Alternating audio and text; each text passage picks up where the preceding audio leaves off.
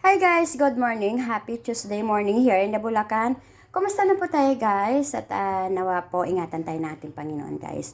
Okay, sa araw na ito guys, magluluto ako ng ginataang paksiw na tuna guys. Yun po ang ating gagawin today.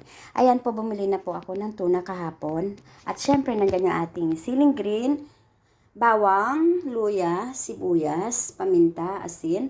Meron tayo doong pechay at yung ating gata guys. At yung ating suka. Ang ulam ni Pat naman ay tahong guys. Iluluto ko rin po yan mamaya. Ayan guys. Ang gawin po natin, ipaksiw muna natin itong ating tuna. See you mamaya guys. Yan guys, nilagay ko na po sa kawali yung ating tuna. Nilagay ko na po yung ating bawang, sibuyas, at saka luya. Lagyan po natin yan guys ng paminta. Sama-sama lang po yan. At maglagay po tayo dyan ng asin. Lagyan nyo lang po ng ganyan guys. Tapos lagyan natin yan ng suka. Paksiw muna natin ito guys. Then, yan po. Dagdagan ko lang po yan guys ng konting-konting tubig. Ayan na po yung guys. Takpan na po natin yan. At antayin natin maluto ang ating paksiw. Guys, lagyan ko lang po siya ng konting vegetable oil guys. Lagyan natin yan ng vegetable oil. Then, takpan po natin yan guys. Hayaan po natin maluto. Balikan natin yan mamaya. Hi guys, tingnan na po natin yung ating niluluto. Okay na po guys, natuyuan na. Ilagay natin itong gata. Lagay po natin siyang gata guys. Magdagdag po tayo dyan ng sugar. Ay, parang medyo napadami yung sugar ko guys, pero okay lang po yun. Nailagay ko na guys. Ilagay na natin itong prinsesa para may medyo siya guys. Hayaan na natin ng konting kumulo yan. Ilagay natin yung ating pechay. Balikan na po natin guys. Kumulo na po yung ating gata. Ilagay na natin yung ating pechay. Masarap kasi ito pag marami talagang pechay guys. Parang gusto ko yung lang yan. Steam lang yan. Kasi dalawang pechay yung binili ko. Pwede rin po ito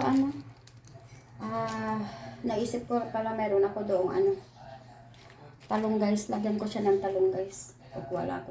Tama na siguro yung pechay ko. Hindi ko siya uubusin. Kukuha lang muna tayo ng talong guys. Takpan muna natin yan. At tayo ay naghiwa ng talong. Hi guys. Ayan po. Buksan natin. Ipatong ko lang ito guys yung talong ha. Magdagdag tayo ng talong kasi naisip ko pala may talong kanina. Ang sarap nito guys. Lalo na pa talaga napaksiw siya. Takpan ko lang muna ito guys ha. Guys, tingnan na po natin. Ayan na po yung ating ginataang tuna guys. Hayaan ko lang po siya guys na medyo tawag nito. Maglatik-latik yung tagiliran guys. At pwede na po yan guys. Ayan. Luto na po ang ating paksiw na tuna with gata at pechay talong. Yan po guys. Thank you guys. Luto na po yan. Hi guys, luto na po yung ating ginataang tuna. Ayan na po siya guys. Ayan na po yung ating ginataang tuna guys. Ayan na po siya. Kasi ang ating camera ay ayan na po. Tikman niya po natin yung sabaw guys. Konti na po talaga ang sabaw niya. Ayan po guys. Ang sarap guys. Try nyo. Ang sarap talaga ng ating ginataang tuna sa gata. Paksiw sa gata guys. Hindi po siya masyadong maalat kasi ayaw ko po talaga ng maalat. Kaya guys, gayahin niyo po ito guys. Hi guys, iluto na naman natin yung ulam ni siyang natahong. Maglagay lang po tayo ng butter guys. Lagay lang tayo ng butter dyan.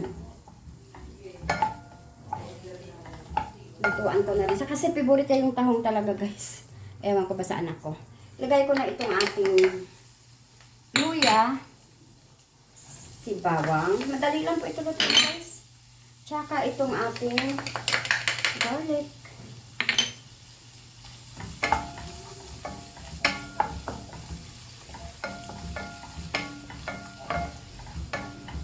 Mabilis lang yung tahong guys. Napakabilis lang talaga. Ayan po. Okay na po yan.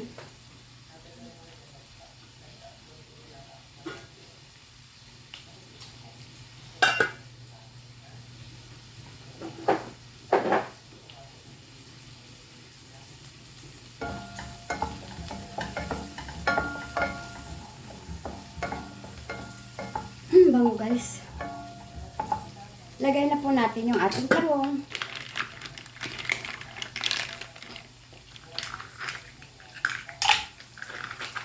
Tsaka gusto ni Pat yung sa tahong, maliliit lang. Ayaw niya pa talagang malalaki. Ewan ko ba.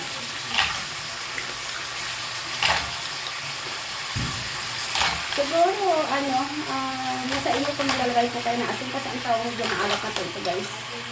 Kaya ako parang hindi na ako maglalagay ng asin. Ayan na po siya guys. Hayaan na po natin yan. Then lagyan po natin siya ng Sprite. Yung isang buong ganito guys, ubusin nyo na. Then takpan lang po natin yan. Waiting to cook po yan. Waiting to cook. Hi guys! Ayan na po yung tahong ni Pat. Luto na po yung guys. Ipatay na po muna natin yung apoy. Kasi luto na po yan. Ayan na po yun guys. Simpleng ulam ni Pat. Thank you guys.